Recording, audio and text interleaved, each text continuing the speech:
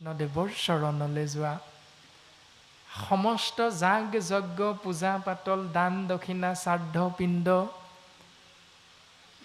Home তীৰ্থ ব্ৰত আদি জ্ঞান মাৰ্গ আৰু কৰ্ম মাৰ্গৰ উত্তম ফল হ'ল কেৱল ভক্তি মাৰ্গ হৰিনাম বুলি কোৱা হৈছে। এই হৰিনাম মহাফল যদি আশ্ৰয় কৰা তেতিয়াহ'লে সেই জীৱ তৰি যাব পাৰিবা। হেনয় পৰমানন্দ মাধৱক নিত হোমৰিও নৰ নিৰন্তৰে একচিত। এবাৰ কৃষ্ণ বুলি কৈ ৰৈ নাথাকিবা, এদিন কৃষ্ণ বুলি কৈ এৰি নিদিবা, নিৰন্তৰে নিৰবিচ্ছিন্নভাৱে একচিতে কেৱল কৃষ্ণদেৱৰ নাম আশ্ৰয় কৰা। কৃষ্ণ কথা অমৃতক পিও সাৱধানে, সাৱধানে পান কৰা। কেতিয়ালৈকে কৰিও যতন যাৱে প্ৰাণ থাকে। মানে এই শৰীৰত প্ৰাণ তত্ত্বটো নিহিত হৈ থকালৈকে সেই জীৱ সাৱধানে কৃষ্ণ কথা পান কৰা। এতিয়া প্ৰজাপতি ব্ৰহ্মাদেৱৰ মুখ কেইখন? 4খন। অকণমান পাছত আমাক ক'ব, পূৰ্বতে ব্ৰহ্মাই একচিতে 3বাৰ বেদত বিচাৰি এহি মানে পাইলা হাৰ। নামঘোষা শাস্ত্ৰত গুৰুজন বস্তুৱে কৈছে, 4 বেদ 14 শাস্ত্ৰ 18 পুৰাণ ব্ৰহ্মাদেৱে বিচাৰিয়া পাইলে হৰিনাম। 4 বেদ 14 শাস্ত্ৰ 18 পুৰাণ ব্ৰহ্মাদেৱে 3বাৰ 4খন মুখেৰে পাত পাতকৈ বিচাৰ কৰি এটাই উত্তম ফল পালে, সেয়া হ'ল হৰিনাম। এতিয়া ব্ৰহ্মাদেৱৰ মূৰ 4টা, মুখো 4খন, কিন্তু আমাৰ মূৰ এটাহে, কলিযুগৰ মনুষ্য, কিন্তু আমাৰো মুখ 4খন আছে। এই 4খন মুখ কি কি? বাক্য, কৰ্ণ, মন, মুখ। এই 4খন আমাৰ আছে। ব্ৰহ্মাদেৱৰ নিচিনা একেই। আমি 4খন মুখেৰে কি কি কৰোঁ? এই মুখখনেৰে আমি এই 24টি তত্ত্বৰে গঠিত শৰীৰটো, অৰ্থাৎ যিটো বিনাশী, এই পচা শৰীৰটোৰ বাবে আহাৰ গ্ৰহণ কৰোঁ। যদি আহাৰত শুদ্ধতা নাথাকে, এই আহাৰত যদি সদাচাৰ নীতি নিয়ম শাস্ত্ৰসন্মতে নাথাকে, তেতিয়াহ'লে ইয়াৰ দ্বাৰা জীৱৰ অৰ্থাৎ শৰীৰৰ কল্যাণ সাধন নহয়। কল্যাণ সাধন নোহোৱা বিষয়বিলাক আপোনালোকে জানে। অৰ্থাৎ বিজ্ঞানসন্মত এটা সৰু চিন্তা যে আহাৰত যদি শুদ্ধতা নাথাকে, তেতিয়া আমি বুজিব পাৰিম যে আহাৰক ঔষধ হিচাপে যদি গ্ৰহণ কৰা নাযায়, তেতিয়াহ'লে ঔষধক এদিন আহাৰ হিচাপে গ্ৰহণ কৰিব লাগিব। এইটো বিজ্ঞানসন্মত কথা। তাৰমানে শাস্ত্ৰই কৈছে আহাৰত শুদ্ধতাটো লাগিব। প্ৰমাণটো আমি পাই আছোঁ। আজি 21 শতিকাৰ মনুষ্য ৰাতিপুৱা শুই উঠাৰ লগে লগে গেছৰ টেবলেটটো নহ'লেই নহয়। আজি 21 শতিকাৰ মনুষ্য আমি প্ৰেছাৰৰ টেবলেটটো নাখালেই নহয়। তাৰমানে ইয়াৰ কাৰণটো কি? আহাৰৰ শুদ্ধতাটো আমাৰ নাছিল। যি সময়ত যৌৱনপ্ৰাপ্ত হৈ আছিলোঁ, তেতিয়া আমি আহাৰৰ শুদ্ধতাটো বুজিবৰ বাবে, চিনি পাবৰ বাবে ভকতৰ সংগলৈ নগ'লোঁ, ভাগৱতৰ আশ্ৰয় আমি নল'লোঁ। সেইকাৰণে আহাৰৰ শুদ্ধতাটো আমি বুজিব নোৱাৰিলোঁ। আৰু বুজিব নোৱাৰাৰ বাবে সেই যুৱক হৈ থাকোঁতে, যৌৱনপ্ৰাপ্ত হৈ থাকোঁতে গ্ৰহণ কৰা সেই আহাৰৰ পৰিণামটো, ফলাফলটো আমি বৃদ্ধ অৱস্থাত পাব লগা হৈছে। এই সিদ্ধান্তটো আমি বুজিব পাৰোঁ শাস্ত্ৰসন্মতে এনেকৈ যে আহাৰক যদি ঔষধ হিচাপে গ্ৰহণ কৰা নাযায়, তেতিয়াহ'লে ঔষধক এদিন আহাৰ হিচাপে গ্ৰহণ কৰিব লাগিব। এতিয়া সেইটোৱে হৈ আছে আপোনাৰ মোৰ জীৱনটোত। যদি আমি আহাৰ নেখালে নোহোৱা সময়তহে খাওঁ, যিমান পৰিমাণৰ খালে আমাৰ হৈ যায়, সিমান পৰিমাণৰ আহাৰ গ্ৰহণ কৰিব লাগে। আৰু যি আহাৰ শাস্ত্ৰই সাত্বিক বুলি সিদ্ধান্ত দিছে, সেই আহাৰ গ্ৰহণ কৰাটোৱে অতীৱ প্ৰয়োজন। তাৰ বিপৰীত চিন্তাৰ মাজেৰে অহাৰ বাবে ৰাতিপুৱা গেছৰ টেবলেট, প্ৰেছাৰৰ টেবলেট আহাৰ খোৱাৰ আগত আহাৰ হিচাপে খাবলৈ বাধ্য হৈছোঁ। আজি ৰসগোল্লাটো খাবলৈ মন থাকিলেও খাব নোৱাৰোঁ। কেলে? ডায়েবেটিছ। সেইকাৰণে ৰসগোল্লাটো খাবলৈ মন থাকিলেও এগৰাকীয়ে নিদিয়ে বাপজনক খাবলৈ। এতিয়া এইটো হ'ল কিয়? কাৰণ আমি খাব পৰা সময়ত আহাৰৰ বিচাৰটো আমি শুদ্ধকৈ কৰাত হয়তো অকণমান ক'ৰবাত আমি বিবেচনা কৰিব পৰা নহ'ল। এনেকৈ সিদ্ধান্ত দিছে যে কৃষ্ণ কথা অমৃতক পিও সাৱধানে। এই মুখ নামৰ ইন্দ্ৰিয়টোৱে আহাৰৰ শুদ্ধতাটো নোহোৱাৰ বাবে এই পচা শৰীৰটোত যিখিনি আহাৰ গ্ৰহণ কৰিলোঁ সি শাস্ত্ৰসন্মত নহয়, 1 নম্বৰ। 2 নম্বৰতে বাক্য, যিটো বাক্যে নাই নাম কৃষ্ণৰ চৰিত্ৰ, অশিষ্ট গৰ্তটো কৰি সি অপবিত্ৰ। ৰাতিপুৱা শুই উঠাৰ পৰা ৰাতি বিচনাত পৰালৈকে যিখিনি বাক্য আমি বিভিন্নজনে আলাপ আলোচনা কৰোঁ, সেই বাক্যত যদি কৃষ্ণ নাম যোগ হৈ থকা নাই তেতিয়াহ'লে সেই বাক্য চোৱা পাতনিতকৈ লেতেৰা বুলি কৈছে। তেনেকুৱা কৃষ্ণ নাম আশ্ৰয় নকৰাকৈ জীৱন অতিবাহিত কৰি থকা ব্যক্তিজন তাতোতকৈ লেতেৰা বুলি কৈছে। এতিয়া আমি কেনেবাকৈ তেনেকুৱা ব্যক্তিৰ শাৰীত সোমাই আছোঁ নেকি, এইটো আমি নিজক নিজে বিশ্লেষণ কৰি যদি আমাৰ তেনে কিছু কিছু নীতি নিয়ম ভুল হৈ আছে তেতিয়াহ'লে শাস্ত্ৰসন্মতে তাক আমি শুদ্ধ কৰিব লাগিব। 3 নম্বৰতে মন। মনৰ কাম আপোনাৰ হবে জানে, জল্পনা কল্পনা, বোলে ৰাতি হ'লে 7 হাল বায়, পুৱা হ'লে এহালো নাই। মনৰ কামটো কেৱল জল্পনা কল্পনা, আৰু মনটো হ'ল আমাৰ দুৰাচাৰী। সেইকাৰণে গুৰুজন বস্তুৱে কৈছে, মন মেৰি ৰাম চৰণহো লাগু। হেৰৌ মোৰ দুৰাচাৰী মন, তই ৰামৰ চৰণলৈ যা, এইবুলি শাস্ত্ৰসন্মতে বুজাবলৈ জীৱাত্মাক উপদেশ দি গৈছে। গতিকে মনেৰে আমি কৃষ্ণ কথা ভাবিব লাগিব। 3 নম্বৰতে কৰ্ণ। কৰ্ণেৰে আমি কেৱল কৃষ্ণ কথা শুনিবলৈ চিন্তা কৰিব লাগিব। কিন্তু আমি কৰ্ণ ব্যৱহাৰ কৰোঁ ক'ত?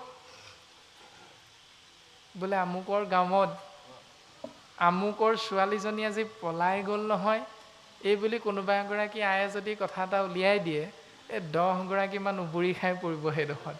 বোলে কথাটো ময়ো শুনিছিলোঁহে, কথাটো ভালকৈ কোৱাচোন কি?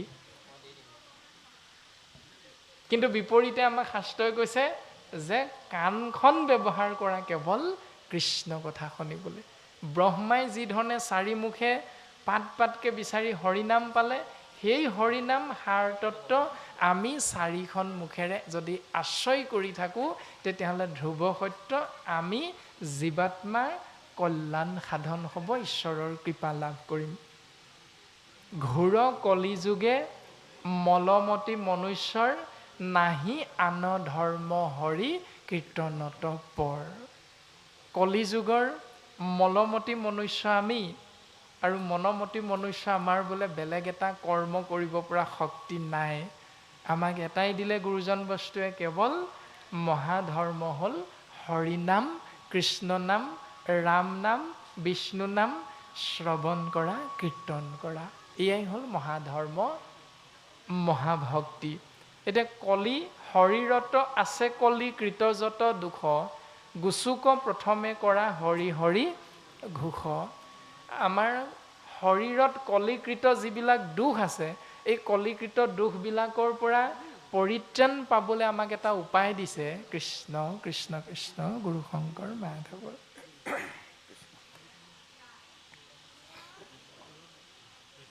আমাৰ শৰীৰত যিবিলাক কৃষ্ণ কলিৰ মল যুক্ত হৈ আছে, এই কলিৰ মলৰ পৰা আমি মুক্ত হ'বৰ বাবে কি কৰিব লাগিব? প্ৰথমে হৰি হৰি বুলি উচ্চাৰণ কৰা, হৰি নামত আশ্ৰয় গ্ৰহণ কৰা, এই বুলি গুৰুজন বস্তুৱে মংগলাচৰণে আমাক সিদ্ধান্ত দিলে। এতিয়া কলিকৃত দুখ, কলি ক'ত থাকে, কলিৰ পৰিয়াল কি আদি প্ৰত্যেকটো কথা আমাক শাস্ত্ৰই সিদ্ধান্ত দিছে। আপোনাৰ সৰ্বজানন্তা প্ৰথম স্কন্ধত খুব সুন্দৰভাৱে কলিৰ সৈতে মুখামুখি হওঁতে পৰীক্ষিত ৰাজাৰ ওচৰত কলিয়ে শৰণাপন্ন হৈছে, আৰু শৰণাপন্ন হওঁতে পৰীক্ষিত ৰাজাই কলিক থাকিবলৈ কেইডোখৰমান ঠাই দিছে, আৰু সেই ঠাই কেইডোখৰ বিষয়ে আপোনাৰ হবে জানেই। এৰাম নৃপতি বুলন্ত কলি, দিলো তোক স্থান জৈত খেলে যোৱা পাশা কৰে মদ্যপান স্ত্ৰী পঞ্চ শুনা গৃহ স্থৰ ঠাকৈ জৈত এহি চাৰি ঠাই দিলো বঞ্চ গয়া তাত হেৰৌ কলি তই য'তে ত'তে নাথাকিবি তই ক'ত ক'ত থাকিবি যোৱা পাখা মদ্যপান য'ত হয় সেই স্থানত তই থাকিবি যা তোক মই তাতেই স্থান দিছোঁ ২ নম্বৰতে সিদ্ধান্ত দিলে স্ত্ৰী পঞ্চশুনা পাপ যিখন গৃহস্থৰ ঘৰত থাকে তাত তই থাকিবি এতিয়া পঞ্চশুনা পাপৰ বিষয়ে আপোনাসবে জানে জলকুম্ভ চুলীয়া বাহনী ঢেকী পতা গৃহস্থৰ ঘৰে এহি শুনা পঞ্চগোটা এয়া পঞ্চশুনা পাপ বুলি কৈছে এতিয়া পঞ্চশুনা পাপ আইসকলে নিতৌ কৰি থাকে তে নিতৌ এই পঞ্চশুনা পাপত অৱস্থান কৰি থকা আইসকলে যদি সদাচাৰী হৈ গুৰু ধৰ্ম আশ্ৰয় কৰি নিতৌ কৃষ্ণ নাম আশ্ৰয় কৰে পুৱা গধূলি তেতিয়াহ'লে সেই ব্যৱস্থাটোৰ জৰিয়তে এখন গৃহস্থী ধৰ্ম পালন কৰা গৃহস্থী জীৱ ভগৱন্ত পুৰুষৰ কৃপা ধন্য হ'ব পাৰে এই সিদ্ধান্তটো আমাক শাস্ত্ৰই দিছে গতিকে পৰীক্ষিত ৰাজাৰ আগত যি মংগলাচৰণৰ বিষয়বস্তু ভাগৱতৰ ২য় স্কন্ধত প্ৰকাশ কৰিলে যে শৰীৰত আছে কলিকৃত যত দুখ এই কলিকৃত দুখকেইটা আমাৰ শৰীৰত আছে নেকি আমি জুৱা খেলি ভাল পাওঁ নেকি আমি মদ্যপান কৰি ভাল পাওঁ নেকি আমি মদ্যপান কৰা সেই জেগালৈ গৈ ভাল পাওঁ নেকি তেনেকুৱা লগ সংগ পালে আমাৰ মনটো ভাল লাগে নেকি পঞ্চশুনা পাপ আমি নিতৌ কৰি থকাৰ পাছতো আমি গুৰু ধৰ্ম একদেৱ একহেও একতবিনে নাইকেও ব্যৱস্থাটো পালন কৰা নাই নেকি আদি চিন্তাবিলাক আমি কৰাটো অতীৱ প্ৰয়োজন এয়াই হ'ল কলিকৃত দুখ আৰু এই কলিকৃত দুখৰ পৰা যদি আমি পৰিত্ৰাণ বিচাৰোঁ তেতিয়াহ'লে এটাই উপায় কেৱল কৃষ্ণ নাম এই সিদ্ধান্তটো বৰ্তমান মংগলাচৰণৰ পদে দিলে পৰীক্ষিত ৰাজাৰ প্ৰশ্ন শুনি মহামানী শুকগুৰুৱে প্ৰকাশ কৰিবলৈ আগবাঢ়িছে যে ২য় স্কন্ধৰ কথা শুনিও উৎসুকে নৃপতিৰ প্ৰশ্ন পাছে শুনি মুনি শুকে শুকগুৰুৱে পৰীক্ষিত ৰাজাৰ প্ৰশ্ন শুনিলে আৰু প্ৰশ্ন শুনি প্ৰশ্নৰ উত্তৰ দিবলৈ আগবাঢ়িছে উত্তৰ দিবলৈ আগবাঢ়ি মহামানী শুকগুৰুৰ চৰিত্ৰ ভাগৱতে দৰ্শন কৰাইছে কেনেকৈ কৃষ্ণ পদ পংকজক হৃদয়ত ধৰি দিলন্ত সিদ্ধান্ত তাংক সাধুৰ বাদ কৰি পোনে পোনে কৈ দিয়া নাই শুকগুৰুৱে পৰীক্ষিত তুমি সোধা প্ৰশ্নটোৰ উত্তৰ এইটো শুনা এই বুলি নাই কোৱা সৰ্বপ্ৰথম শুকগুৰুৱে ভগৱন্ত ঈশ্বৰ কৃষ্ণদেৱৰ পদুম ফুলৰ নিচিনা চৰণ যুগলক হৃদয়ত স্মৰণ কৰিছে আৰু স্মৰণ কৰি সন্মুখত উপস্থিত হৈ থকা পৰীক্ষিত নামৰ জীৱ আত্মাক প্ৰশংসা কৰিছে যে হে ৰাজন পৰীক্ষিত তুমি প্ৰকৃততে এজন মহান সাধু যদি তুমি সাধু নহলাহেঁতেন তোমাৰ মতি কেতিয়াও উত্তম নহলহেঁতেন তুমি যিহেতু সাধু সেইকাৰণে তুমি নৰপতি অতি উত্তম তোমাৰ মত তোমাৰ চিন্তা পুছিলাহা যিটো কথা সংসাৰতে সাৰ তুমি যি প্ৰশ্ন সুধিলা এইটো সংসাৰৰ বাবে অতীব লাগতিয়াল অতীব উত্তম প্ৰশ্ন যি প্ৰশ্নৰ উত্তৰ মই তোমাৰ আগত প্ৰকাশ কৰিম আৰু প্ৰকাশ কৰাৰ লগে লগে যি জীৱই শ্ৰৱণ কৰিব ইয়াৰ উত্তৰ তৎক্ষণাৎ সেই জীৱ ঈশ্বৰৰ কৃপাৰ পাত্ৰ হৈ যাব পাৰিব তুমি যদি সাধু নহলাহেঁতেন তেতিয়া তুমি কেতিয়াও এনে উত্তম প্ৰশ্ন কৰিব নোৱাৰিলাহেঁতেন সেইকাৰণে সেই ৰাজন তুমি সংসাৰতে সাৰ তত্ত্বভাগ প্ৰকাশ কৰিছা মুখৰো সাধন ইটো জগতৰে হিত লভিলা মুকুতি যিটো তাহাৰো বাঞ্ছিত। এটি জীৱই অকণমান আগত আমি আলোচনা কৰা হৈছিল যে হুয়া এক শৰণ যিজনে শুনয়াক পাবই পৰম পদ সুখে নিস্তৰৈ মায়াক। পৰম পদ লাভ হয়, অৰ্থাৎ মোক্ষৰো সাধন এইটো জগতৰে হিত। পৰম পদ কি কি? একাদশ স্কন্ধত সুন্দৰভাৱে দৰ্শন কৰাইছে কৃষ্ণ উদ্ধৱ সংবাদত। যিটো জনে যায় মাধৱৰ নাম স্মৰি পাছে পাছে ফুৰে দেৱ দেৱী তুতি কৰি। যিজনে এক সৰ্বশক্তিমান ঈশ্বৰ কৃষ্ণ তত্বৰ নাম আশ্ৰয় কৰিব, সেইজনৰ পাছে পাছে ৩৩ কোটি দেৱ দেৱতাই অহৰ্নিশে ঘূৰি ফুৰে। অকল সেয়াই নহয়, মূৰ্তিমন্ত হুয়া পাঞ্চ প্ৰকাৰ মুকুতি মোকলৈও বাপ বুলি কৰয় কাকুতি। এই পৰম পদ লাভ হয় ঈশ্বৰৰ নাম আশ্ৰয় কৰা জীৱ আত্মাৰ। এতিয়া সেই পৰম পদ ৫টা হ'ল: শালুক্য, সাযুজ্য, সাৰূপ্য, সামীপ্য আৰু মোক্ষ। এই ৫ প্ৰকাৰ পদ লাভ হয় এটি জীৱাত্মা যি কৃষ্ণ নাম আশ্ৰয় কৰে। আৰু বৰ্তমান পদে ক'লে মোক্ষৰো সাধন এইটো জগতৰ হিত। কৃষ্ণ নাম আশ্ৰয় কৰিলে জীৱৰ যে মোক্ষ প্ৰাপ্তি হয়, কিন্তু সেই মোক্ষ প্ৰাপ্তি হোৱাৰ জীৱয়ো লভিলা মুকুতি যিটো তাহাৰো বাঞ্ছিত। যি জীৱই শালুক্য, সাযুজ্য, সাৰূপ্য, সামীপ্য এই ৪ প্ৰকাৰ আৰু ৫ নম্বৰ হ'ল মোক্ষ। এই ৫ প্ৰকাৰ সিদ্ধি লাভ কৰাৰ পাছতো সেই জীৱই কৃষ্ণ নাম আশ্ৰয় কৰিব লাগে বা আশ্ৰয় কৰিবলৈ সৌভাগ্যৱন্ত হয়। তুমি যি প্ৰশ্ন কৰি দিলা, কেনেকৈ? ইহকালত কলিযুগত আপুনি আমি আছোঁ, কৃষ্ণ বুলি ক'লোঁ, নামত শৰণাপন্ন হ'লোঁ, ইয়াৰ পৰা তৰি গ'লোঁ। তৰি ক'লৈ গ'লোঁ? বৈকুণ্ঠলৈ গ'লোঁ। শালুক্য অৰ্থাৎ ভগৱন্ত য'ত থাকে আমি তাত থাকিবলৈ পালোঁ শালুক্য। শালুক্য মুকুতি পোৱাৰ পাছত তাত আমি কি পাম? তাতো কেৱল চাৰিওদিশে কৃষ্ণ নামেই পাম। ইয়াত যদি কৃষ্ণ নাম আশ্ৰয় কৰোঁ, তাতো গৈ আমি পুনশ্চ কৃষ্ণ নামেই আশ্ৰয় কৰিবলৈ সৌভাগ্যৱন্ত হ'ম। এই সিদ্ধান্তটোকে দিলে যে মোক্ষৰো সাধন ইটো জগতৰ হিত, লভিলা মুকুতি যিটো তাহাৰো বাঞ্ছিত। যিজনে কৃষ্ণ নাম ইহ সংসাৰত লৈ মুক্তি পালে, তেওঁ আকৌ মুক্তি পাই য'ত অৱস্থান কৰিব তাতো তেওঁ কৃষ্ণ নামেই পাব।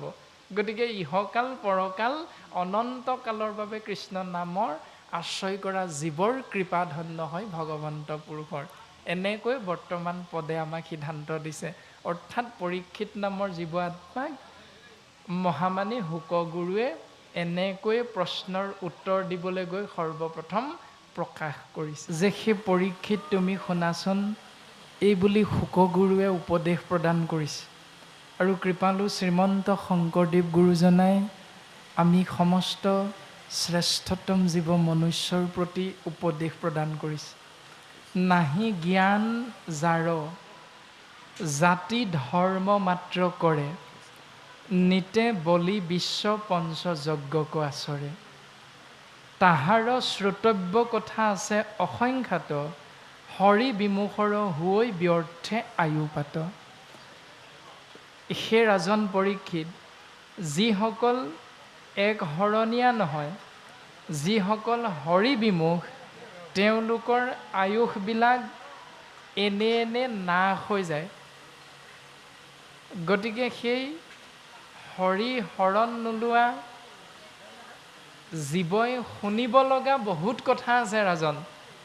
সেই কথাবিলাক এই কাৰণেই শুনিব লাগিব, কাৰণ তেওঁলোকে এক ঈশ্বৰক চিন্তা নকৰি কেৱল বলি বিশ্ব পঞ্চযজ্ঞ নীতি নিয়মবিলাক আশ্ৰয় কৰি থাকে,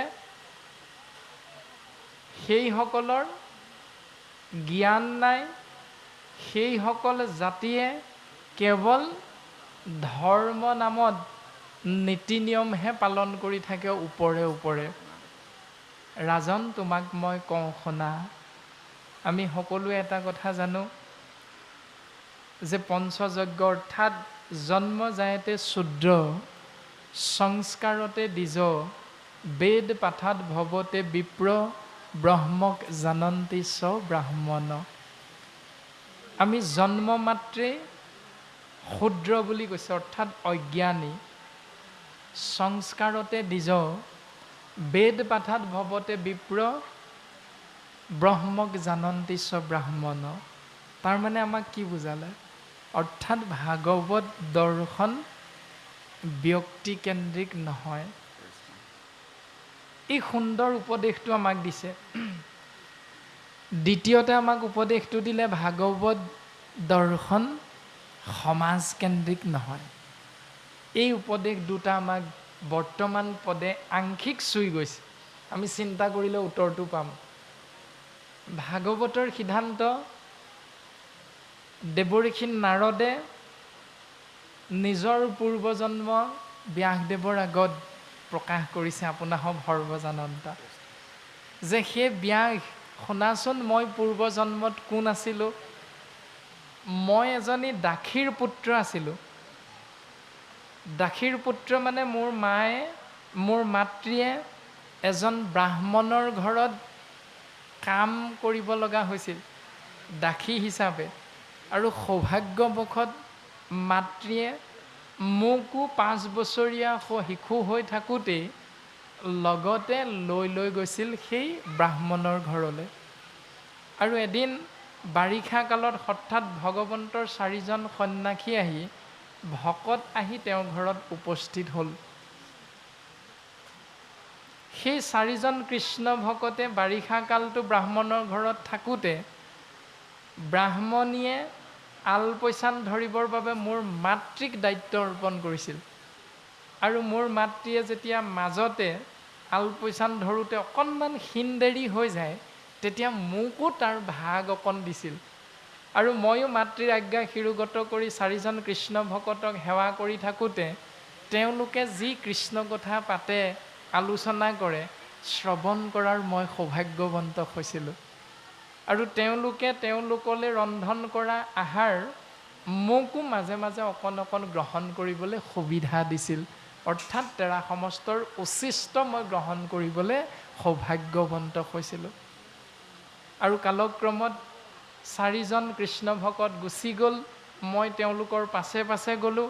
তেওঁলোকে মোক এক ঈশ্বৰৰ সমস্তখিনি জ্ঞান প্ৰদান কৰিলে। আৰু পৰৱৰ্তী সময়ত ব্ৰহ্মাৰ মানস পুত্ৰ ৰূপে মই সেই ভক্তিৰ প্ৰভাৱতে পাৰিষদী তনু নাৰদ হিচাপে মই দ্বিতীয় জন্ম লাভ কৰিলোঁ। এয়া হ'ল ভক্তিৰ মহিমা। ভাগৱতে আমাক সিদ্ধান্ত দিছে যে ভাগৱত দৰ্শন কৃষ্ণ নাম ব্যক্তিকেন্দ্ৰিক নহয়। আমাৰ উপাধি গগৈ, শইকীয়া, দত্ত, কলিতা, মহন্ত, গোস্বামী, বৰগোহাঁই, বুঢ়াগোহাঁই যিয়ে নহওক, সেই উপাধিটো শৰীৰটোৰ। ক'তো এষাৰি বাক্যও লিখি দিয়া নাই যে মহন্ত গোস্বামী উপাধিধাৰী হ'লেহে সেই ব্যক্তিজন মৰাৰ পাছত, শৰীৰৰ পৰা জীৱাত্মা ওলাই যোৱাৰ পাছত ভগৱন্তই বৈকুণ্ঠলৈ তেওঁকহে নিব। বাকী দত্ত, কলিতা, শইকীয়াক বৈকুণ্ঠলৈ নিয়া নহ'ব। এনেধৰণৰ কোনো সিদ্ধান্ত আমাৰ শাস্ত্ৰত নাই দিয়া। দ্বিতীয়তে সমাজ ব্যৱস্থাৰ কথা আপোনাসৱে জানে যে আমুক সমাজত অন্তৰ্ভুক্তি হ'লেহে বৈকুণ্ঠলৈ পোনে পোনে নিয়া হ'ব, বাকী সমাজৰ সকলক নিয়া নহ'ব। এই বুলিও ভাগৱত দৰ্শন সমাজকেন্দ্ৰিক নহয়, এই সিদ্ধান্তটো আমাক দিছে। নাহি জ্ঞান, যাৰ জ্ঞান নাই, যি কৃষ্ণ নামত শৰণাপন্ন হোৱা নাই, যি জাতিয়ে কেৱল পৰম্পৰা কৰ্মকে ধৰ্ম বুলি কৰি থাকে, নিতে বলি বিশ্ব পঞ্চযজ্ঞ আচৰণ কৰে, সেই পৰীক্ষিত তেওঁলোকে শুনিব লগা বহু কথা আছে। এতিয়া জন্ম যাওঁতে যিহেতু শূদ্ৰ, জন্ম হোৱা মাত্ৰকে পিতৃশিৰৰ পৰা ৰসৰূপে আহি মাতৃগৰ্ভত প্ৰৱেশ কৰি 10 মাহ 10 দিনৰ অন্তত এইখন পৃথিৱীলৈ অহা এটি জীৱ আত্মাই 5টা ধাৰত পোত খাই থাকে বুলি কৈছে। সেয়া হ'ল কৰ্মবন্ধন। এই কৰ্মবন্ধনৰ পৰা মুক্ত হ'বলৈ আমি জীৱই বলি বিশ্বকে ধৰি 5টা যজ্ঞ নিতৌ কৰি থাকোঁ। এতিয়া সেইকেইটা বিষয়ে আমাক বৰ্তমান পদে কৈছে। এৰা দেৱ ঋষি ভূত পিতৃ কুটুম্ব জনৰ উপজিলে তা সম্বাৰ ঋণী হুৱে নৰ। নৰ মানে মনুষ্য। মনুষ্য নামৰ শৰীৰত জীৱ আত্মা প্ৰৱেশ কৰি এই সংসাৰলৈ অহা মাত্ৰকে 5টা ধাৰ লাগি আহে। সেই ধাৰকেইটা হ'ল দেৱঋণ, ঋণ মানে ধাৰ, দেৱঋণ, ভূতৰ ঋষিঋণ, ভূতৰ ঋণ, পিতৃঋণ আৰু নিঋণ বা পুষ্য ঋণ বুলি কৈছে। এই 5টা ধাৰৰ পৰা মুক্ত কেনেকৈ হ'ম? এতিয়া সিদ্ধান্ত দিছে আমাক শাস্ত্ৰই। এৰা হোমে দেৱ ঋণ খোজে তৰ্পণে ঋষিৰ বলিদানে ভূত শ্ৰাদ্ধ আদিয়ে পিতৃৰ। হোম যজ্ঞ কৰিলে দেৱতাৰ ঋণৰ পৰা জীৱ মুক্ত হ'ব পাৰে। তৰ্পণ কৰিলে ঋষি ঋণৰ পৰা মুক্ত হ'ব পাৰে। বলি দান প্ৰক্ৰিয়াৰে ভূতৰ ঋণৰ পৰা মুক্ত হ'ব পাৰে। শ্ৰাদ্ধ পিণ্ডৰ কৰ্মৰ জৰিয়তে পিতৃ মাতৃ ঋণৰ পৰা মুক্ত হ'ব পাৰে। এই 4টা ধাৰৰ পৰা এনেকৈ নৰ নামৰ মনুষ্য মুক্ত হ'ব পাৰে। 5 নম্বৰটো হ'ল কুটুম্ব ঋণ বা নিঋণ বা পুষ্য ঋণ। এইটোৰ পৰা কেনেকৈ মুক্ত হ'ম?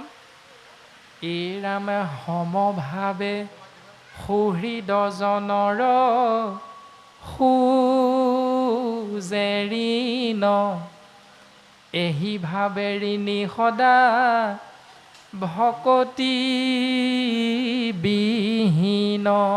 সেই ৰাজন এনেকৈ ক্ষমা দয়া সত্য শৌচ আদি নীতিৰ মাধ্যমেৰে সুহৃদ ইষ্ট মিত্ৰ কুটুম্ব বিয়ৈ বিয়নী আদি যিমান আছে সম্পৰ্কবিলাক, ককাই ভাই বংশ পৰিয়াল, সকলোৰে লগত মৰম চেনেহ ভাতৃত্ববোধৰ মাধ্যমেৰে আমি সেই ধাৰটোৰ পৰা মুক্ত হ'ব পাৰোঁ। এতিয়া সংসাৰত এইবিলাক আমি দেখিয়ে আছোঁ, পালন কৰিছোঁ নাই এইটো কিন্তু অতীৱ প্ৰয়োজনীয় বিষয়। গুৰুত্বপূৰ্ণ বিষয়টো এইটো যে আমি পালন কৰিছোঁ নাই। ধৰি লওক এজন পিতৃৰ 2জন সন্তান, পিতৃ পৰলোকগামী হ'ল। ডাঙৰ পুত্ৰ ডাক্তৰ, সৰু পুত্ৰ বেকাৰ মানে হাজিৰা কৰে। এতিয়া ডাঙৰ পুত্ৰ আহি গৃহত কি বুলি কয়? মই যদি দেউতাৰ কৰ্মত 50,000 খৰচ কৰোঁ, তয়ো সমানে খৰচ কৰিব লাগিব। এইটো স্বাভাৱিক নিয়ম, আমি সকলোৱে দেখিয়ে আছোঁ কম বেছি পৰিমাণে। এজন পিতৃ পৰলোকগামী হ'ল, 2জন ককাই ভাই 2খন চোতালত 2টা কৰ্ম কৰিব লগা হৈছে। আৰু যিসকলে আমি সমাজ পাতি আছোঁ সেই সকলেও আকৌ আমি উচতনি দি দিওঁ কি বুলি?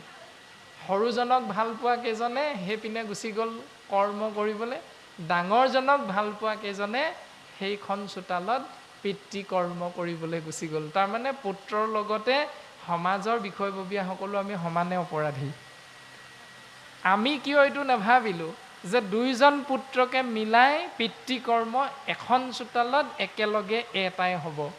এইবুলি সমাজে কিয় আমি সেইটো বুজাই দিব নোৱাৰিলোঁ? যদি নোৱাৰিলোঁ তেতিয়াহ'লে আমিও সমানে জগৰীয়া। এই বিষয়খিনি আমি চিন্তা কৰাটো অতীৱ প্ৰয়োজন। এই 5টা ধাৰৰ পৰা মুক্ত হ'বলৈ যিসকলে নিতে বলি বিশ্ব পঞ্চ যজ্ঞক আচৰে, সেইসকল তথাপিতো মুক্ত হ'ব নোৱাৰে। কেলে? কাৰণ এহিভাৱে ঋণী সদা ভকতিবিহীন। এই কাৰণে মুক্ত হ'ব নোৱাৰে, কাৰণ তেওঁলোক এশৰণীয়া নহয়, তেওঁলোক ভক্তিপৰায়ণ নহয়। সেইকাৰণে তেওঁলোকে নিতে নিতে 5টা যজ্ঞ কৰি থাকিলেও তাৰ ধাৰৰ পৰা কেতিয়াও মুক্ত হ'ব নোৱাৰে। এতিয়া মুক্ত হ'ব পাৰিব কোন পিছে? পদ্ধতিটো কি? গুৰুজন বস্তুৱে সিদ্ধান্ত দিছে, এইৰাম কায় বাক্য মন কৰি নিশ্চয়ে যিজন মুকুন্দৰ চৰণত পখিল শৰণ। কায় বাক্য মন চিত্ত সুদৃঢ় বিশ্বাসে যিজন এক ঈশ্বৰৰ চৰণত শৰণাপন্ন হ'ল, অৰ্থাৎ ভক্তিপৰায়ণ হ'ল, সেইজনে নকৰি উৰিণী আৰ নহি তোনৰ তাৰ ঋণ খোজা সবে গৈল সমস্তৰ। তেওঁ নিতে নিতে 5টা কৰ্ম নকৰাকৈও মুক্ত হৈ থাকিব পাৰে। সেইকাৰণে আমাক শৰণ ব্যৱস্থাটো গুৰুজনাই অতীৱ গুৰুত্ব প্ৰদান কৰিছে। এতিয়া শৰণ বুলি ক'বলৈ যাওঁতে আমি কি কি কৰোঁ? সততে আমি এজোকা ঘোষা আশ্ৰয় কৰোঁ গুৰুজনাৰ, উবানৰ লোক হৰি ভজিউক ধৰাইতো উপদেশ এৰা আল জাল জীৱা কত কাল জৰা ভৈল পৰবেশ। এই পদভাগি আমি স্বাভাৱিকতে আশ্ৰয় কৰোঁ। তাৰ পাছত সিদ্ধান্ত দিলে, অন্য দেৱী দেৱ নকৰিবা সেও, গৃহো নপশিবা তাৰ, মূৰ্তিকো নাচাইবা, প্ৰসাদো নাখাইবা, ভক্তি শৈৱ ব্যভিচাৰ। এই জোকা ঘোষা তৎক্ষণাৎ আমি মুখস্থ মাতি দিওঁ। এতিয়া মুখস্থ মাতি দিলে শুদ্ধ হৈ যাব নেকি? আমি চিন্তা কৰাটো অতীৱ প্ৰয়োজন। বাহ্যিক আৰু আধ্যাত্মিক দুইটা দিশত সুন্দৰভাৱে কৈছে। অন্য দেৱী দেৱ নকৰিবা সেও মানে স্বাভাৱিক সাংসাৰিক দৃষ্টিত ওপৰে ওপৰে চালে আমি বুজি পাম যে এগৰাকী কন্যাক বিবাহ কৰোৱাৰ পাছত সেই স্বামীজনে দ্বিতীয় এগৰাকী কন্যাৰ প্ৰতি সেই কামনা বাসনা দৃষ্টিটো এৰিব লাগিব। আৰু সেই কন্যাগৰাকী এজনৰ নামত সেন্দুৰ লোৱাৰ লগে লগে পৰপুৰুষক স্বামীহেন দৃষ্টিটো এৰিব লাগিব শৰীৰৰ পৰা। এইটো সামাজিক দৃষ্টিত আমি এনেকৈ বুজি পাম। তাৰমানে তাৰ অৰ্থটো কৈছে এনেকৈ যে দুৰ্গা পূজা কৰিব লাগে, মনুষ্যক দুৰ্গা পূজা কৰিবলৈ কৈছে। কিন্তু শাস্ত্ৰত যে কৈ দিলে অন্য দেৱী দেৱ নকৰিবা, সেই অন্য দেৱী দেৱ মানে দুৰ্গা নহয় নেকি? হয়, দুৰ্গা অন্য দেৱী দেৱ। তাৰ অৰ্থটো আধ্যাত্মিকত আমাক সুন্দৰভাৱে সিদ্ধান্ত দিছে। দুৰ্গা শব্দৰ অৰ্থ হ'ল 24টি তত্ত্বৰে গঠিত শৰীৰ। পূজা শব্দৰ অৰ্থ হ'ল ত্যাগ কৰা, অৰ্থাৎ দুৰ্গা পূজা শৰীৰৰ পৰা আমি কিছু কিছু বস্তু ত্যাগ কৰিব লাগিব। শৰীৰক সুন্দৰ সুঠাম কৰি ৰাখিবৰ বাবে আমি কি কৰোঁ? মাছ মাংস আদিবিলাক আমি গ্ৰহণ কৰোঁ, কাৰণ তাত প্ৰটিন থাকে। শৰীৰৰ এণ্টিবডি ইমিউনিটি ৰক্ষা কৰিবৰ বাবে আমি যিখিনি আহাৰ গ্ৰহণ কৰোঁ সেইখিনি স্বাভাৱিকতে মাছ মাংস কণী, ডাক্তৰেও এইবিলাক প্ৰায় আমাক গ্ৰহণ কৰিবলৈ কয়। কিন্তু শাস্ত্ৰই কেনেধৰণে কৈছে যে দুৰ্গা পূজাত কি কি বলি দিয়ে? হাঁহ বলি দিয়ে, মহ বলি দিয়ে, ছাগলী বলি দিয়ে, পাৰ বলি দিয়ে। এইটো আমি চকুৰে দেখোঁ। কিন্তু এই শৰীৰৰূপী দুৰ্গাক সুন্দৰ সক্ষম কৰি ৰাখিবৰ বাবে এই 4টা বস্তু বলি দিবলৈ কৈছে। হাঁহ বলি দিবলৈ কৈছে। হাঁহ মানে কি? কামনা বাসনা, কামনাৰ প্ৰতীক হ'ল হাঁহ। আৰু মহ মানে কি? ক্ৰোধ অহংকাৰ, ক্ৰোধ আৰু অহংকাৰৰ প্ৰতীক হ'ল মহ। আৰু তাৰ পাছত ছাগলী, ছাগলী হ'ল লোভৰ প্ৰতীক। তাৰ পাছত মোহৰ প্ৰতীক হ'ল পাৰ। গতিকে এই কাম ক্ৰোধ লোভ মোহ এইকেইটা শৰীৰৰ পৰা বলি দিবলৈ কৈছে, মানে ত্যাগ কৰিবলৈ কৈছে। তাৰমানে দুৰ্গা পূজা কৰা। কিন্তু আমি দুৰ্গা পূজা কৰি আছোঁ বাহ্যিক দিশটোত, কিন্তু শাস্ত্ৰই কৈছে আধ্যাত্মিক দিশত তুমি দুৰ্গা পূজা কৰা। আৰু এটা নিয়ম আমাৰ আছে দশহেৰা বুলি যে কয়, যিটো ৰাৱণক বধ কৰা নিয়ম এটা আমাৰ অসমৰ বাহিৰত চলি থাকে। এই দশহেৰা অৰ্থাৎ 10টা মূৰৰ গৰাকী ৰাৱণক প্ৰত্যেক বছৰে বছৰে কাঁড় মাৰি অসমৰ বাহিৰত এইটো বধ কৰা নিয়ম এটা আছে। এই নিয়মটো গুৰুজন বস্তুৱে আমাকো কৰিবলৈ কৈছে। তাৰমানে শৰীৰত থকা 10 ইন্দ্ৰিয়ৰ ওপৰত বিজয় সাব্যস্ত কৰা। সেইটো আমি কৰিছোঁ নে নাই কৰা? সেইটো কৰিবৰ বাবে বৰ্তমান পদে ক'লে নিতে বলি মানে ত্যাগ কৰা। বলি বিশ্ব পঞ্চ যজ্ঞক আচৰে, এইটো আপুনি মই আধ্যাত্মিক দিশেৰে চাবলৈ চেষ্টা কৰিব লাগিব। এতিয়া বলি দান কোনে কৰিছিলে? আপোনাৰভাৱে জানে যে হিৰণ্যকশিপুৰৰ পুত্ৰ প্ৰহ্লাদ, তাৰ পাছত হিৰণ্যকশিপুৰৰ নাতি হ'ল বলি। এতিয়া সেই বলি ৰজাই ভগৱন্ত পুৰুষ অৱতাৰ হৈছে বামন ৰূপে, আৰু বামন ৰূপে অৱতাৰ হৈ বলিক দমন কৰিবৰ বাবে 3 পদ ভূমি বিচাৰিছে। আৰু সেই 3 পদ ভূমি দিম বুলি কোনে ক'লে? বলি ৰজাই প্ৰতিশ্ৰুতি কৰিলে। আৰু তাতে বাধা কোনে দিলে? বলিৰ গুৰু দৈত্য গুৰু শুক্ৰাচাৰ্যই। এতিয়া সেইখিনিতে গুৰু দৰ্শনটো আমাক দিছে। গু মানে আন্ধাৰ, ৰু মানে কান্তি। এতিয়া যি গুৰুৱে, যিজনে আন্ধাৰৰ পৰা পোহৰৰ বাটটো দৰ্শন নকৰাই সেইজনক গুৰু বুলি নাই কোৱা। যিজনে আন্ধাৰৰ পৰা এটি জীৱ আত্মাক পোহৰৰ বাটটো দৰ্শন কৰায় সেইজনক গুৰু বুলি শাস্ত্ৰই সিদ্ধান্ত দিছে।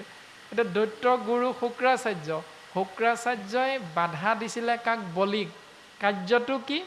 বামন স্বৰূপ পৰমাত্মা ঈশতত্ত্বক বলিয়ে 3 পদ ভূমি দিম বুলি সিদ্ধান্ত লোৱাৰ ব্যৱস্থাটোত গুৰু শুক্ৰাচাৰ্যই বাধা আৰোপ কৰিছিল। আৰু বাধা আৰোপ কৰি কমণ্ডলুৰ পাত্ৰত যিফালে পানী ওলায় সেই পানী ওলোৱা বাটটোত এটা পোক হৈ শুক্ৰাচাৰ্য সোমাই আছে।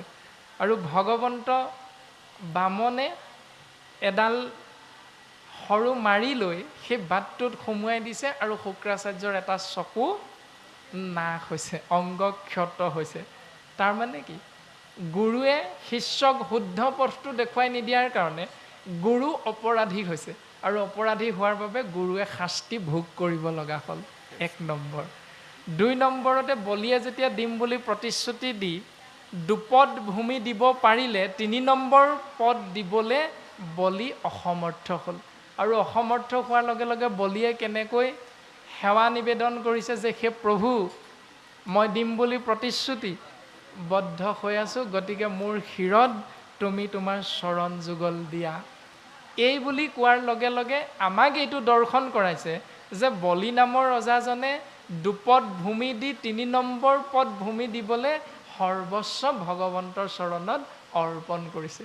আৰু আমাকো সেই ধৰণে গুৰুদেৱ নাম ভকত আশ্ৰয় কৰি আমাৰ শৰীৰত থকা যি 10টা ইন্দ্ৰিয়, এই 10টা ইন্দ্ৰিয়ৰ ওপৰত বিজয় সাব্যস্ত কৰি যিখিনি আমাৰ আচাৰ, ধৰি লওক অহংকাৰ, অমানৱতা, অন্যায়, কামনা বাসনা, ক্ৰোধ, লোভ, মোহ, অহংকাৰ আদি যি ব্যৱস্থা আমাৰ শৰীৰত স্বাভাৱিকতে আছে, এইবিলাক আমি স্বাভাৱিকতে ত্যাগ কৰাৰ ব্যৱস্থাটোৰ নামেই হ'ল বলিদান বুলি কৈছে।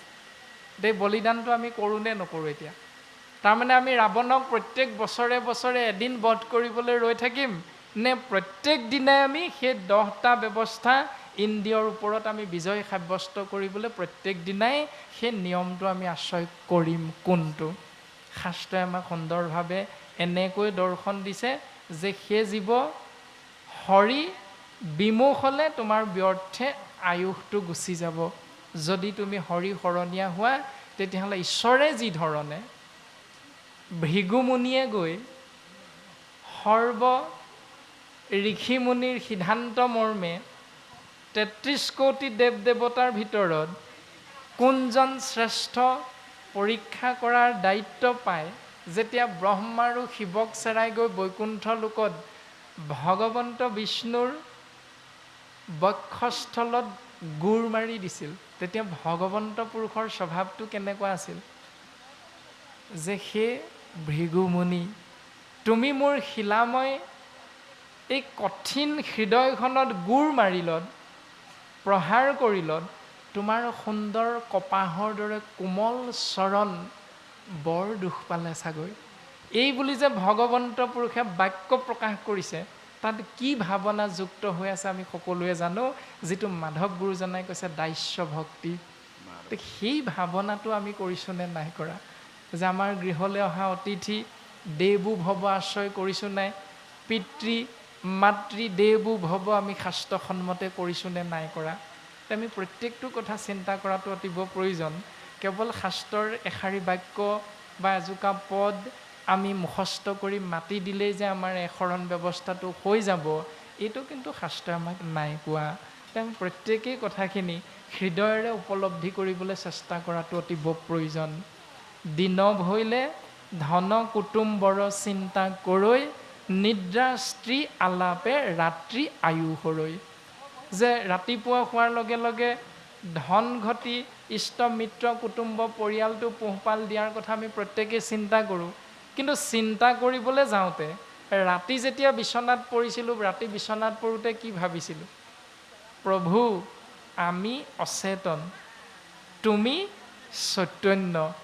গতিকে আমিতো 24টি তত্ত্বৰে গঠিত শৰীৰটো শুইয়ে থাকিম, অচেতনেই যিহেতু। গতিকে তুমিহে সুষুম্না নাৰীৰ মাজত হাজাৰবাৰ গোটেই ৰাতিটো অৰ্থাৎ 4টা পহৰ, 10 ইন্দ্ৰিয়, 10 প্ৰাণ, মন চিত বুদ্ধি অহংকাৰ 24টা তত্ত্ব অচেতন হৈ থাকোঁতেও তুমি হাজাৰবাৰ এই 4টা প্ৰহৰত ৰাতি অহা যোৱা কৰি থকাৰ কাৰণেই হয়তো আমি ৰাতিপুৱা হাৰ পাম। এইটো আমি সকলোৱে বুজি পাওঁ কম বেছি পৰিমাণে। আৰু এই বুলি যেতিয়া চকু মুদিম ৰাতি বিচনাত 10মান বজাত, যদি ভগৱন্তই কয় বোলে মই অকণমান বাহিৰৰ পৰা আহোঁ, তুমি অকণমান শুই লোৱা, তেতিয়া ৰাতিপুৱা ক'লৈ উলিয়াব আমাৰ শৰীৰটোক? স্বাভাৱিকতে বগা কাপোৰ দি চোতাললৈ উলিয়াব। তাৰ পাছতো ভগৱন্ত পুৰুষে কৃপা কৰি আমাক চকুকেইটা মেলুৱাই দিয়ে। মেলুৱাই দিয়াৰ পাছত আমি শুই উঠিয়ে কেৱল ইষ্ট মিত্ৰ কুটুম্বক পোহপাল দিবলৈ ধন কেনেকৈ ঘটিব পাৰিম এইটো চিন্তা কৰোঁ। তাৰমানে আমি যিজনে আমাক চৈতন্য শক্তি দি আছে সেইজনৰ নামটো ল'বলৈও আমাৰ সময় নাই। এইটো হ'ল আমাৰ বৰ্তমান পদে কোৱা সিদ্ধান্ত যে দিন ভৈলে ধন কুটুম বৰ চিন্তা কৰৈ। আকৌ ৰাতি হ'লে কি হ'ব? নিদ্ৰা স্ত্ৰী আলাপে ৰাতি আয়ু হৰৈ। ৰাতি হোৱাৰ লগে লগে বিবাহিত পত্নীৰ লগত কামনা বাসনা যুক্ত হৈ কেনেকৈ পালে পালে ল'ৰা ছোৱালী জন্ম দিব লাগে এইটো চিন্তা কৰিলোঁ। শহুৰ শাহুৰে ক'ব নাতি লাগে, স্বামীয়ে ভাবিব নাতি লাগে, পুত্ৰ লাগে, এনেকৈ ভাবি কামনা বাসনা যুক্ত হৈ কেৱল আমি পুত্ৰ বা সন্তান জন্ম দিয়াটোকে চিন্তা কৰি থাকোঁ। হয়, পুত্ৰই উদ্ধাৰে বুলি কহি আছে শাস্ত্ৰ। শাস্ত্ৰই কৈছে পুত্ৰই উদ্ধাৰ কৰিব কুল। কিন্তু মনত ৰাখিবা সেই জীৱ, সেই পুত্ৰজনৰ নাম কি? বৈষ্ণৱ পুত্ৰক প্ৰতি বুলি আছে মাত্ৰ। পুত্ৰই উদ্ধাৰ কৰিব, গতিকে পুত্ৰ জন্ম দিবই লাগিব। কিন্তু সেই পুত্ৰ কেনেকুৱা হ'ব, কেনেকুৱা হ'ব লাগে, যদি শহুৰ দেউতা শাহুৱে যদি শাস্ত্ৰসন্মতে পুত্ৰক বুজাই দিয়া নাই, তেতিয়াহ'লে সেই পুত্ৰ বৈষ্ণৱ পুত্ৰ হ'বনে দুৰ্জন পুত্ৰ হ'ব, সেইটো আমি নিজে নিজে প্ৰত্যেকে হয়তো বুজি পাম। শাস্ত্ৰই কৈছে পুত্ৰই উদ্ধাৰে বুলি কহি আছে শাস্ত্ৰ। যদি শাস্ত্ৰই কৈছে পুত্ৰই উদ্ধাৰ কৰিব বুলি, তেতিয়াহ'লে সেই পুত্ৰৰ নাম হ'ল বৈষ্ণৱ পুত্ৰক প্ৰতি বুলি আছে মাত্ৰ। যদি বৈষ্ণৱ পুত্ৰ নহয়, দুৰ্জন পুত্ৰ যদি উপজে বংশত, দুৰ্জন পুত্ৰ অৰ্থাৎ অসৎ পুত্ৰ যদি আমি জন্ম দিওঁ, পিতৃহন্তে স্বৰ্গহন্তে পিতৃক পেলাৱে নৰকত। স্বৰ্গৰ পৰা পিতৃক নৰকলৈহে লৈ যাব বুলি সিদ্ধান্ত দিছে। কিন্তু বৈষ্ণৱ পুত্ৰ যদি উপজে বংশত, যদি বৈষ্ণৱ পুত্ৰ জন্ম হয়, তেতিয়াহ'লে কোটি কোটি পুৰুষ উদ্ধাৰ হৈ যায় বুলি শাস্ত্ৰই সিদ্ধান্ত দিছে। গতিকে আমি নিদ্ৰাস্তি আলাপে ৰাত্ৰি আয়ু হৰৈ। ৰাতি হোৱাৰ লগে লগে কেৱল কামনা বাসনা যুক্ত হৈ পুত্ৰ জন্ম দিয়াটো চিন্তা নকৰি শাস্ত্ৰসন্মতে কেনেকৈ আমি এটি বৈষ্ণৱ পুত্ৰ জন্ম দিব পাৰোঁ এইটো চিন্তা কৰিবৰ বাবে শাস্ত্ৰই উপদেশ দিছে। কশীপুৰৰ পুত্ৰ কেইজন? 4জন। কিন্তু বৈষ্ণৱ কেইজন? এজন, নাম হ'ল প্ৰহ্লাদ। গতিকে প্ৰহ্লাদৰ নিচিনা বৈষ্ণৱ পুত্ৰ জন্ম দিবৰ বাবে আমি চিন্তা কৰাটো অতীৱ প্ৰয়োজন। আৰু যদি এইখিনি চিন্তা নকৰি ওপৰে ওপৰে চাই বাকীখিনি মাজতে থাকোঁ, তেতিয়াহ'লে মিছা বিষয় অকমাত্ৰ কৰৈ অভিলাষ, সিহেতু নেদেখৈ নৰে আপোন বিনাশ। এই মিছা বিষয়খনত থাকি জীৱই নিজৰ বিনাশ যে দিনে দিনে হৈ গৈছে এইটো আমি কোনেও দেখা নাপাওঁ। প্ৰমাণটো আমি ক'ব পাৰোঁ। 90 বছৰীয়া দেউতা এজনক যদি লগ পাওঁ, দেউতাজনে আমাক সোধে, বোলে সোণটো তোমাৰ ঘৰ ক'ত? বোলে খনামুখত। অঁ, খনামুখত নেকি? অঁ, মোৰ লগৰ ল'ৰা 2জনমান খনামুখত আছিলে। এই যে লগৰ ল'ৰা বুলি কৈ দিলে তাৰমানে কি? তেওঁ বয়সটো 90 বছৰ, কিন্তু এই যে কৈ দিলে লগৰ ল'ৰা 2জনমান, তাৰমানে মনটো বুঢ়া হোৱা নাই। তেওঁ এতিয়াও কুমলীয়া বুলিয়ে ভাবি আছে, ডেকা হৈ আছোঁ বুলিয়ে ভাবি আছে। সেইকাৰণে মুখৰ পৰা হঠাৎ ওলাই যায় আমাৰ যে লগৰ ল'ৰা 2জন খনামুখত আছে। এই ব্যৱস্থাটো, সেইকাৰণে আমি নিজৰ বিনাশটো দেখা নাপাওঁ। হেন জানি যাৰ ইচ্ছা মুখ্যক সৰ্বথা, পৰীক্ষিত তেবে শুনিও ক কৃষ্ণ কথা। সেই ৰাজন পৰীক্ষিত, যি জীৱই মোক্ষ প্ৰাপ্তি বিচাৰে তেওঁলোকে কেৱল কৃষ্ণ কথা শুনিব লাগিব, কৃষ্ণদেৱৰ চৰণ কমললৈ আহিব লাগিব। এইটো সিদ্ধান্ত দিছে, বিবেক চিত্ত কৃষ্ণ গুণ নাম কীৰ্তনত, কৃষ্ণ ৰেখে পাদ পদ্ম স্মৰিবে মনত। নাৰায়ণ স্মৰণেখে পৰম মংগল, এহি মানে জীৱনৰ জন্মৰ সামফল। এৰামন্তকালে হৰি স্মৰে, ও যিটো ভাগ্যৱন্ত, তাহাৰ মহিমা কহি কোনে পাৱে অন্ত। সেই ৰাজন পৰীক্ষিত আটাইতকৈ শ্ৰেষ্ঠতম সময়টো হ'ল মৃত্যুৰ প্ৰাক মুহূৰ্তটো, যিটো মহাপাপী অজামিলৰ দৰ্শনটো ভাগৱতে দেখাইছে। যিটো দৰ্শন দেখাইছে জড়ভৰতৰ মৃত্যুৰ প্ৰাক মুহূৰ্তত, যে হৰিণ পোৱালি এটিৰ কথা ভৰতে চিন্তা কৰি থাকি মৃত্যুক সাৱটি লোৱাৰ বাবে পাছৰ জন্মত হৰিণ জন্ম হ'ল। সেইকাৰণে অন্তকালে হৰি স্মৰে যিটো ভাগ্যৱন্ত। মৃত্যুৰ প্ৰাক মুহূৰ্তত অৰ্থাৎ শেষ মুহূৰ্তত যি জীৱই হৰিক স্মৰণ কৰি এই সংসাৰ এৰিব পাৰে, তেওঁৰ সমান ভাগ্যৱন্ত আৰু দ্বিতীয়জন নাই। আমিও যদি স্বাভাৱিকতে চিন্তা কৰোঁ মৰিবৰ সময়ত কৃষ্ণ বুলি কৈ দিম, হৈ যাব। এইটো আকৌ শাস্ত্ৰত নাই কোৱা। কাৰণ 365 দিন ছাত্ৰ হিচাপে বিদ্যালয়ত নামটো লগাই বছৰিকীয়া পৰীক্ষা দিবলৈ সময় পাওঁ কিমান? 3 ঘণ্টা।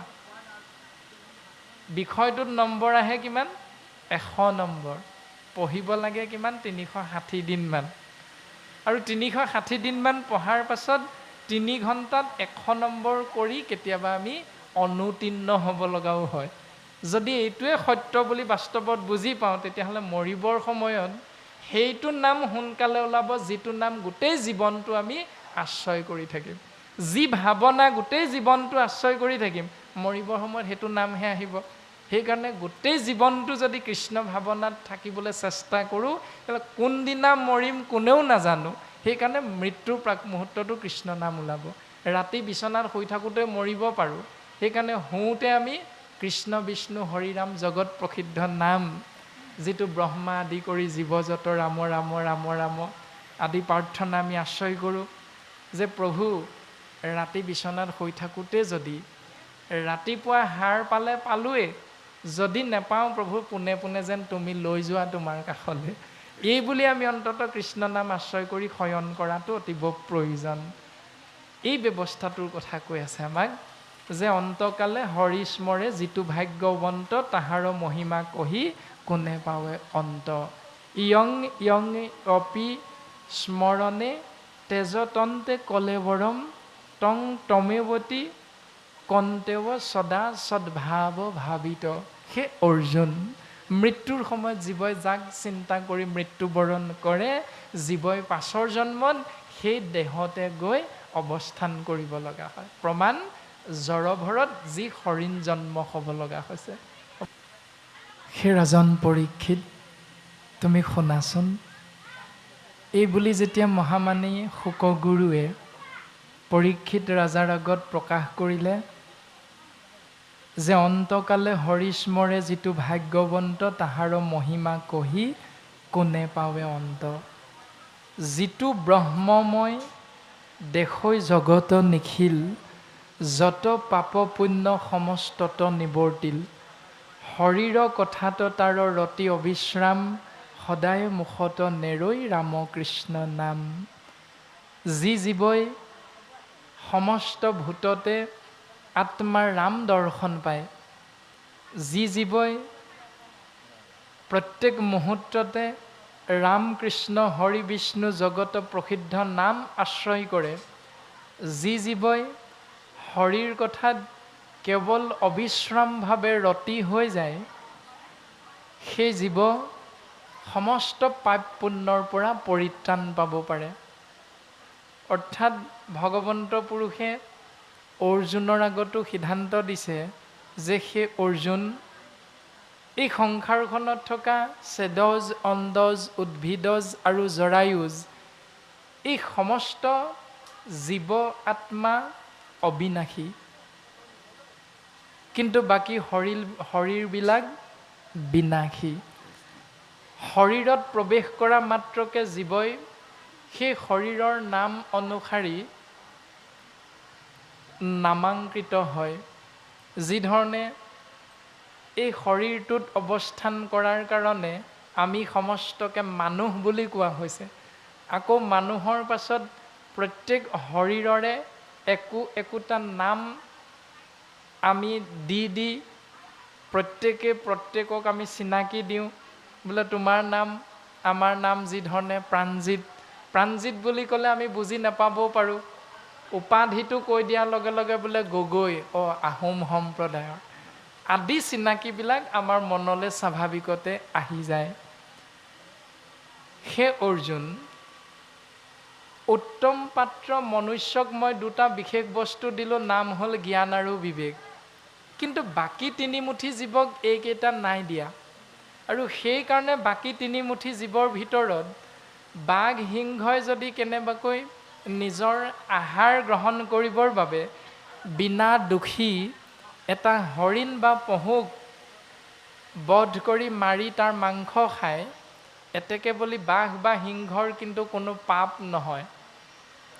দ্বিতীয়তে, হৰিণ বা এজনী ছাগলীয়ে কোনোদিন কেতিয়াও কাৰো অন্যায় নকৰে, কেৱল সেউজীয়া ঘাঁহ বন গছৰ পাত খাই জীৱন ধাৰণ কৰে। এতেকে বুলি ছাগলী বা পহুটোৱে অন্যায় নকৰিল বুলিয়ে কিন্তু সি কোনোদিন পুণ্যৰ গৰাকী নহয়। পাপ আৰু পুণ্য কেৱল মনুষ্য নামৰ শৰীৰত প্ৰৱেশ কৰা জীৱৰহে আছে, কিয়নো তেওঁলোকক মই জ্ঞান আৰু বিবেক দুটা উত্তম বস্তু দি স্বাধীনভাৱে এৰি দিছোঁ।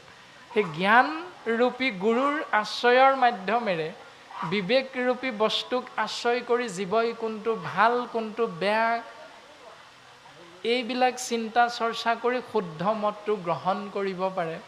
সেইকাৰণে মনুষ্য নামৰ জীৱৰ লগতহে কেৱল পাপ আৰু পুণ্য নিহিত হৈ থাকে কৰ্ম অনুসাৰে। আৰু উদ্ধৱৰ আগত ভগৱন্ত পুৰুষে সিদ্ধান্ত দিলে, সমস্ত ভূততে ব্যাপী আছো মই হৰি, সবাকো মানিবা তুমি বিষ্ণু বুদ্ধি কৰি। সমস্ত ভূততে মই ব্যাপ্তমান হৈ আছোঁ। ব্ৰাহ্মণৰ চাণ্ডালৰ নিবিচাৰি কুল, দাতাত চুৰত যেন দৃষ্টি একতুল। কুকুৰ শৃগাল গৰ্দৰ্ভৰো আত্মাৰাম, জানিয়া সবাকো পৰি কৰিবা প্ৰণাম। বৰ্তমান পদে ক'লে যিটো ব্ৰহ্মময় দেশৰ জগত নিখিল, এই চৰাচৰ ব্ৰহ্মাণ্ডখনত সমস্ত চাৰিমুঠি জীৱক আত্মা ৰাম দৰ্শন যেতিয়া পাই যোৱা যাব, তেতিয়াই সেই জীৱ পাপ পুণ্যৰ পৰা ওলাই আহিব পাৰিব। এই সমস্তখিনি নাশ হৈ যায় আৰু তেতিয়াই কি হ'ব? সেই জীৱই ঈশ্বৰ পুৰুষৰ পূৰ্ণ কৃপাৰ পাত্ৰ হৈ যাব পাৰে। গতিকে এনেধৰণে উত্তৰ প্ৰদান কৰাৰ পাছত পৰীক্ষিত নামৰ জীৱাত্মাই শোকগুৰুৰ চৰণ কমলত সেৱা নিবেদন কৰিছে এই বুলিবা অপূৰ্ব কিনো কহিলাহা মনি, ইটো কথা একো পুৰুষতো নতো শুনি। হে মুনিৰাজ, হে শোকগুৰু, তুমি এনেকুৱা আচৰিত কথা এটা কৈ দিলা মোক, যিটো কথা মই পূৰ্বপুৰুষৰ পৰা আজিলৈকে ক'তো শুনা নাই। তুমিনো এই কথাটো ক'ত শুনিলা? এইটো শাস্ত্ৰসন্মত হয়নে গুৰুদেৱ? এনেধৰণে মনৰ ভাৱনা খেলি মেলি হৈ যোৱাৰ লগে লগে পৰীক্ষিত ৰজাই শোকগুৰুৰ চৰণ কমলত অৰ্পণ কৰিলে। আৰু তেতিয়া শোকগুৰুৱে কৈছে, শুনা সাৱধানে আৰু নৃপতি উত্তৰ, ইটো মহাভাগৱত শাস্ত্ৰ বৈকুণ্ঠৰ। সেই ৰাজন পৰীক্ষিত, তোমাক যে মই এতিয়া ক'ম, এই শাস্ত্ৰখন মৰ্তৰ শাস্ত্ৰ নহয়, এই শাস্ত্ৰভাগ পাতালৰ শাস্ত্ৰ নহয়, এই শাস্ত্ৰভাগ নৰকৰ নহয়, এই শাস্ত্ৰভাগ স্বৰ্গৰ নহয়, এই শাস্ত্ৰভাগী হ'ল বৈকুণ্ঠৰ শাস্ত্ৰ। আৰু কোনে কৈ আছে জানা? বৈকুণ্ঠৰ শাস্ত্ৰ কৃষ্ণ মুখৰ বচন, আৰু কি তত্ত্বক পাই যেই সেইজন। গতিকে এই শাস্ত্ৰ বাংময় মূৰ্তিৰ নাম তত্ত্ব ভগৱন্ত পুৰুষৰ শ্ৰীমুখৰ দ্বাৰা নিগৰিত হোৱা তত্ত্ব। গতিকে এই তত্ত্ব তুমি যদি শ্ৰৱণ কৰা, আত্মহাধৰ্ম একে নামেহে প্ৰখ্যাত, শ্ৰৱণ মাত্ৰকে কৰে কৃষ্ণক সাক্ষাৎ। এই কল্পতৰু শাস্ত্ৰ মহাধৰ্ম হ'ল এক নাম। অৰ্জুনৰ আগত কৈছে, নাম আগে ভৈলা সখী, মই ভৈলো পাছে, সেহিহে সকলো শাস্ত্ৰ মোৰ নামে বান্ধা আছে।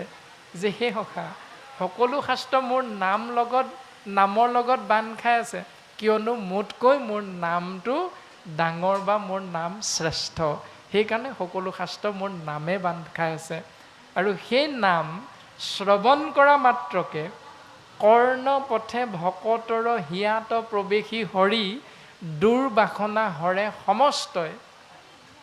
কৰ্ণপথেৰে ভকতৰ সংগত এটি জীৱৰ ৰাম নাম কৃষ্ণ নাম নাম তত্ত্ব হৃদয়ত প্ৰৱেশ কৰি হৃদয়ত থকা এই কুৰ্চুত কপট অন্যায় কাম ক্ৰোধ লোভ মোহ দম্ভ দেশ অহংকাৰ, এই সমস্তখিনি দুৰ্বাসনা তৎমুহূৰ্ততে পলাই পত্ৰং দিয়ে আৰু শ্ৰৱণ মাত্ৰকে কৃষ্ণদেৱক সাক্ষাৎ হৈ যায়।